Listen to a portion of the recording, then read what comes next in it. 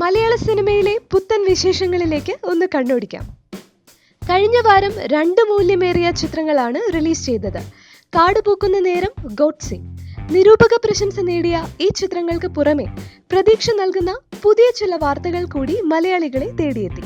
കമലിന്റെ ആമി എന്ന ചിത്രത്തിൽ നിന്ന് വിദ്യാബാലൻ പിന്മാറിയിട്ടില്ല എന്നതാണ് ഒരു വാർത്ത. ജബ് വി മെറ്റ്, ഹൈവേ തുടങ്ങിയ ചിത്രങ്ങളുടെ ഗണത്തിൽപ്പെടുത്താവുന്ന റാ കാർത്തികിന്റെ ആദ്യ സംവിധാന സംരംഭമായ തമിഴ് ചിത്രത്തിൽ നായകനാകുന്നത് ദുൽഖർ സൽമാനാണ് എന്നതാണ് മറ്റൊരു വാർത്ത.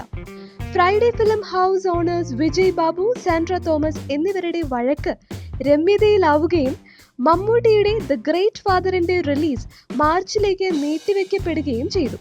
മോഹൻലാലിന്റെ കട്ട് ഫാനായി മഞ്ജു വാര്യർ എത്തുന്ന സജിത് യാദിയ ചിത്രം, സേതു ചിത്രത്തിലൂടെ സഹസംവിധായകനായുള്ള ഉണ്ണി മുകുന്ദന്റെ അരങ്ങേറ്റം, വൈശാഖ് ദുൽഖർ സൽമാൻ ടീമിന്റെ മാസ് എന്റർടൈനർ എന്നിവയാണ് മലയാള സിനിമാ പ്രേക്ഷകർ കേട്ട മറ്റു പുതിയ വാർത്തകൾ. പൃഥ്വിരാജിന്റെ എസ്രയായിരിക്കും ഈ വർഷം മലയാളികളെ തേടിയെത്തുന്ന ആദ്യ ബിഗ് റിലീസ്.